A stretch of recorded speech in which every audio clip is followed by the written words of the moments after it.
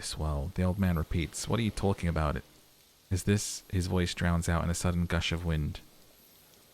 Us. Your skin is crawling suddenly. Oh boy, what's happening?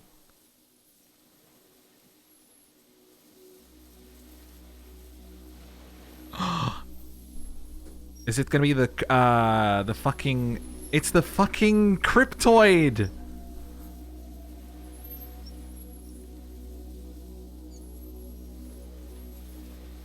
Oh my god.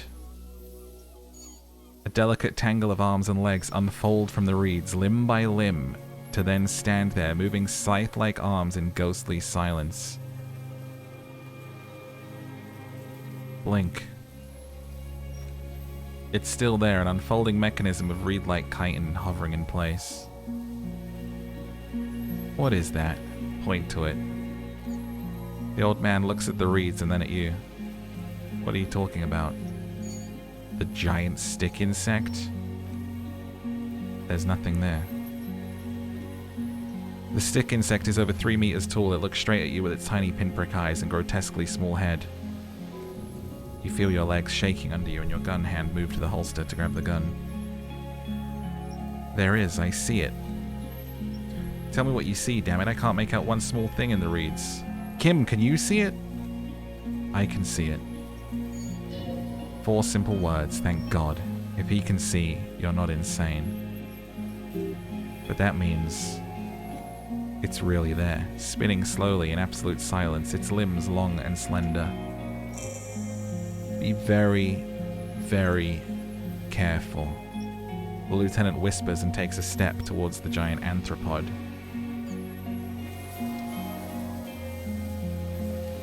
Oh my god, dude.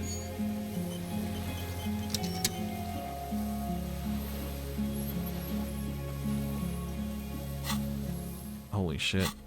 Just take our gun out, nice and easy. Easy does it. Kim, what the fuck do we do? Yes?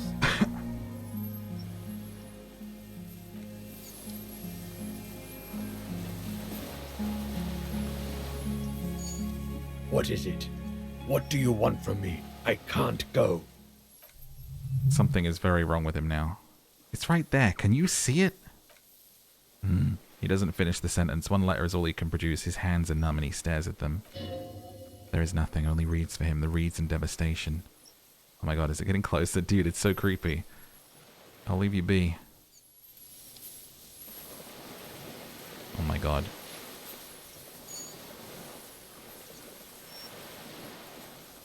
Can I talk to it? The creature stands on long stilt-like legs, the antennae hanging from its head like a woman's hair. White and curled at the tips, it's no more than 5 steps away from you.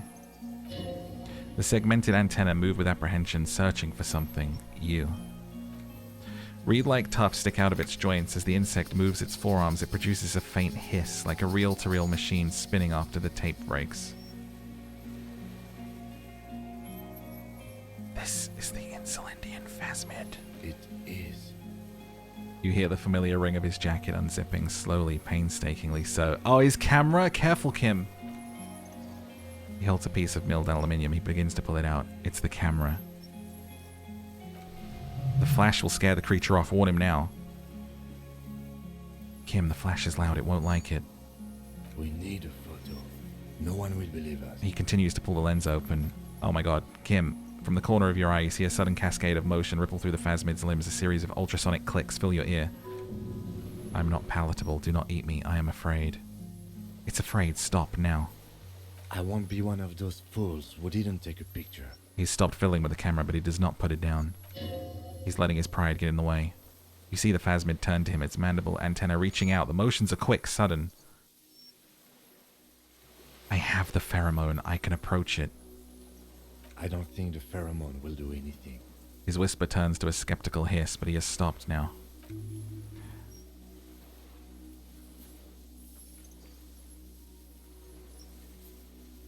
Approach. +3. Lena's childhood experience. Corpse will be marked by stars. The miracle way out in the west.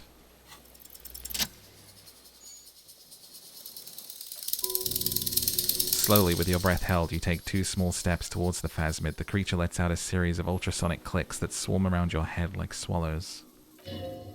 Like laughter, a sort of happiness.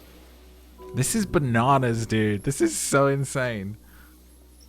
Sweat drips from your brow, soaking your chest. You reek of it, your chemicals.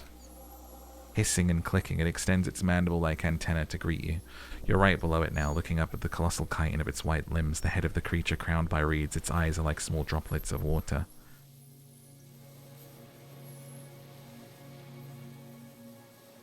Oh god. Raise your hand slowly. The insect stops its stridulation, seeming to observe you below its crown of reeds. Little pinprick eyes detect motion, glittering the world stands still around you. Suddenly silence. Stop. Be afraid. Oh, raise other hand or put hand down. Oh, I'm trying to remember what the dude's advice was if we ran into it. Put your hand down. The invertebrate comes back to life, stridulating. Sets of complex eyes follow you, moving in tandem, either set of the insect's small head. I'm Harry. I don't really know who I am. No reply. An ancient silence comes from its mouth, along with what appears to be some kind of foam. The stridulations of its limbs continue all around you. Stand on your tiptoes, look more closely. You are right. Little bubbles from the mouth parts of the creature on segmented lower lip. It looks to be foaming slowly. The foam is white and yellowish. The faintest smell like you've never felt before, like burnt roses. Kim, it's foaming. Careful, it may be poisonous. He watches you apprehensively.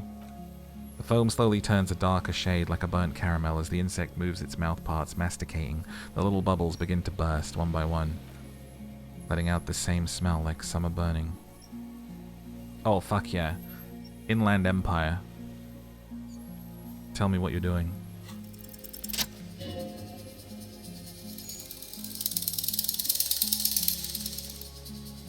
Thank God for being a psychic psyker.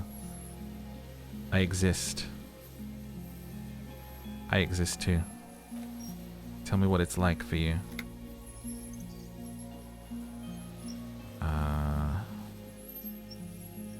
Fire burning. Fire where? Inside.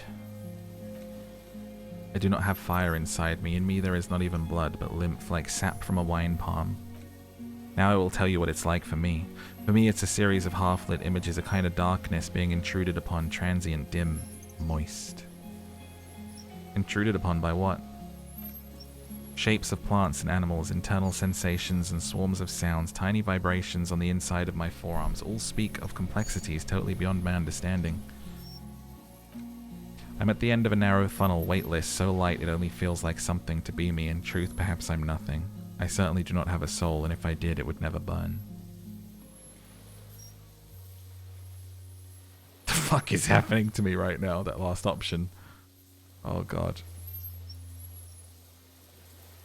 I'm glad to be me, an incredibly sensitive instrument. Few of us can begin to imagine the horror of you, with all of creation reflected in your forebrain. It must be like the highest of hells, a kaleidoscope of fire and writhing glass, eternal damnation. Even when you're sleeping and when you wake, you carry it around your neck with eyes open that cannot help but swallow more behind the mirror. I feel great, mute empathy for you.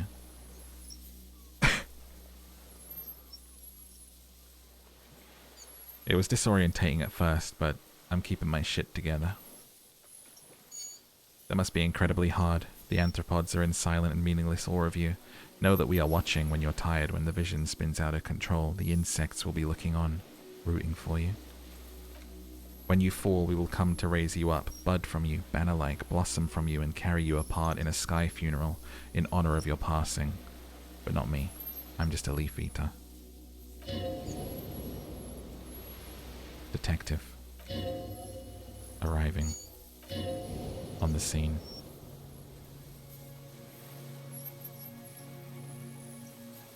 I'm a detective.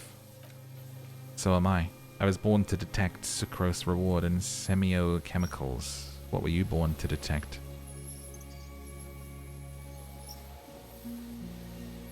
I was born to detect you. Yes, no one detected me for such a long, long time. For thousands of years I dithered out of sight, draped myself in greenery. This is my masterpiece. No one believed I exist. Almost no one, until you came, detective, dripping of blood that smells like strawberries across the calm sea, the first in 1,000 years. Is this a dream? What is happening? No, you are awake. I am real. Light is forming me. This is real. Where does this come from? All this around us, the world. Not even the birds know that. Not even the water lilies. Then all we can do is beat our fists against it day after day with no answer. You can also eat it. If it's a leaf, you can put it in your mouth. Yum yum. Or a reed. Yum. Wait, so... You look like a reed?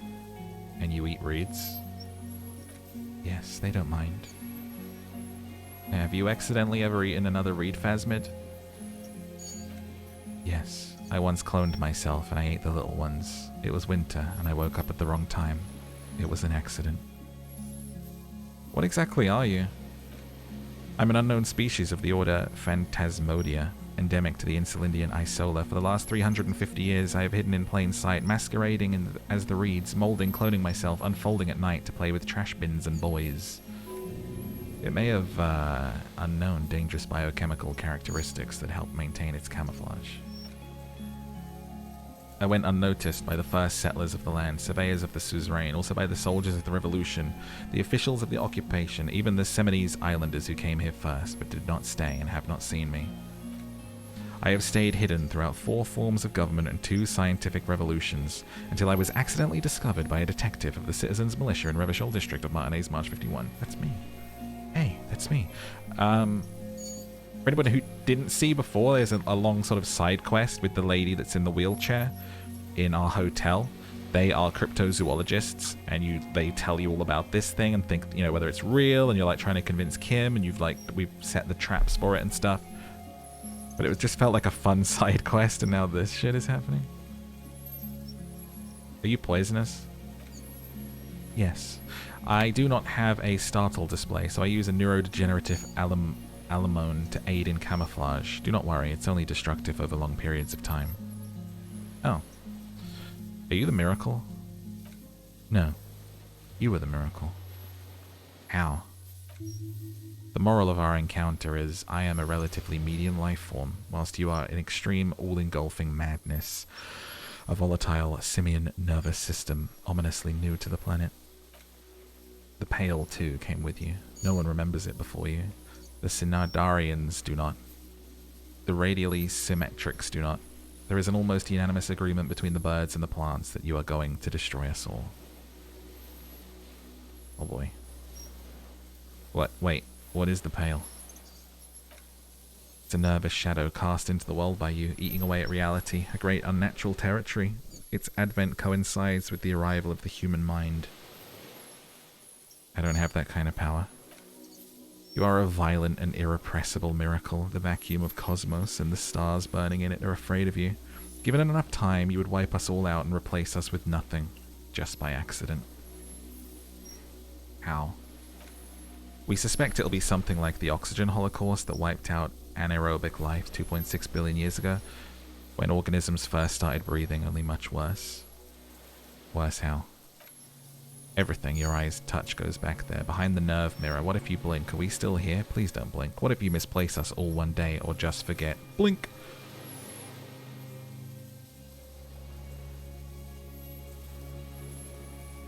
I will be extra careful not to blink, stick insect. Don't worry. Please be. Or one day, one of you will close your eyes and sigh and open them to see that none of us ever existed. Kim, am I having a violent epileptic seizure? Doesn't look like that, no. What does it look like? You're just staring at it? I think I'm having a vision about the final fate of mankind. Okay. Is it somehow related to the case? Sort of. No, I told you what it's about. Our fate. The case is meaningless compared to this. Laugh nervously. I've totally transcended the case. I think we should take the picture and you should back away from the unstudied species. I have to say goodbye now. I have no more thoughts. That was all. No, there is one more.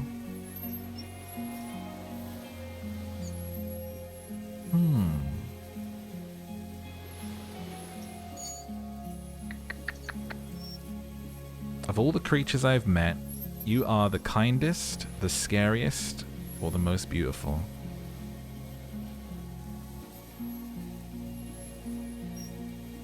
Let's go with beautiful. Thank you. I also have one more thing to say to you. That woman, turn from the ruin, turn and go forward. Do it for the working class. Turn from the ruin, turn and go forward. What woman? Are you talking about my ex? You cannot lie to me. Behind you it smells of fires so awfully far you were prepared to go in her presence. End it. I will. She was middle class. It doesn't take a 3-meter stick insect to tell you that.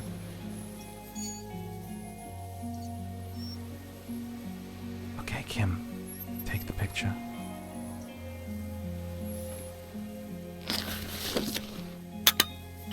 With a slow ring of metal, the lieutenant slides the lens open and raises it to eye level. There is no change in the insect's motion whilst it is being aimed by the camera. It remains fixated on you. In 3. His voice is tense. If it moves, you jump back. I'll shoot. Kim, don't shoot it. 3, 2, 1.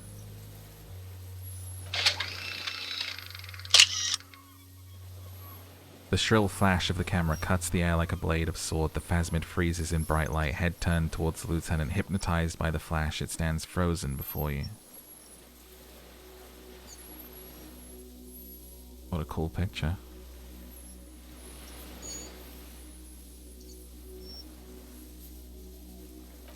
I got it. You hear the lieutenant whisper as the creature's shape develops onto photo paper in his hand. A polychrome ghost of white streaks against the reeds in the sky, and you as a shadow before it. Oh my god. Reach out and touch his whisker. Carefully pet its scythe-like forearm. Back off. I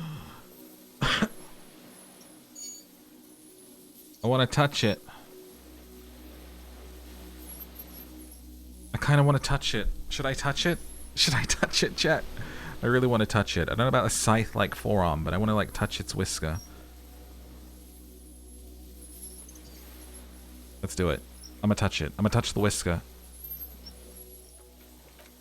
The antenna hang from a great height. With your hand shaking, you barely touch the tip of the left whisker. On contact, the chitin curls into a spiral like the tip of poison ivy. Its touch on your fingertip feels cold, ticklish. The sensation is electrifying, resounding through your body. It's surprisingly delicate, the curly end of the whisker like a young vine. It's even a bit wet. Looks like someone's got hurt in a fight. This one's much smaller than the other one. Be careful, detective. It's moving. Look at your finger. You were right. It glistens with some kind of moisture. The creature in front of you stays frozen. Lick your finger. Fuck it. In for a penny, in for a pound, right? It tastes like sugar. Very faint. The anthropod towers above you. Tufts of reed pointing from limb and head alike. Odorless. Mostly comprised of water. Pet its forearm. The limb before you is incredibly light, like eggshell. It's much lighter than a reed. You feel a soft push. Could tip the creature over, its hollow exoskeleton collapsing. Warning. My reaction speed is warning me. Pull your hand away. Run your hand up the limb higher. Pull hand away. A sudden shiver passes the limb. Looks like the creature is awakening wave by wave from its stupor. We got it. Another shudder pulses through the creature's limbs. It jolts back to life like a record continuing where it left off in a swaying, praying motion. Even the small black pearls of its eyes do not stray from you. Disengage. As you're turning away, the Plasmid mirrors your movements. Stepping on the water, the long limbs carry its feather weight without breaking the surface.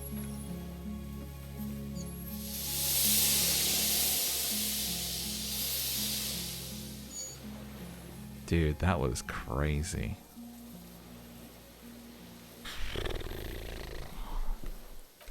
Man. And just like that, it's gone, skating away across the sea's calm mirror like skipping stones, leaving nothing but circles on the water. And something under it, in the place it stood, bobbing, a collection of items. Did it just bring us the fucking thing? I was thinking that when we were talking to it, whether we could be like, hey, did you take something from the reeds? It's gone. Lieutenant looks north, his hand raised to his brow. What's that in the reeds? A nest of some sort? We should have a look. It can walk on water? Apparently, yes. Like a water strider, only... He shakes his head with amazement. I've never seen anything like that in my life. What now? The old man repeats behind you. He puts his hand into the ash, dirty and black. In some kind of strange, semi-catatonic state.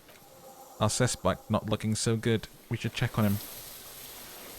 Holy fuck, man. Today has been crazy. This last, act, this last chapter of this game, the whole game has been amazing, but it has picked back up in such a way that has just made me, reminded me of how much we loved those first, I don't know, 6 streams or however much we played it for before.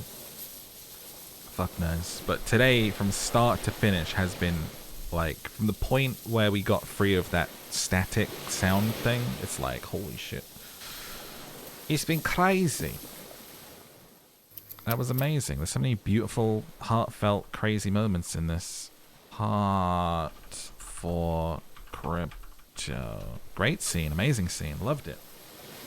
Alright, let's, we're 4.5 hours in, let's take a very short break.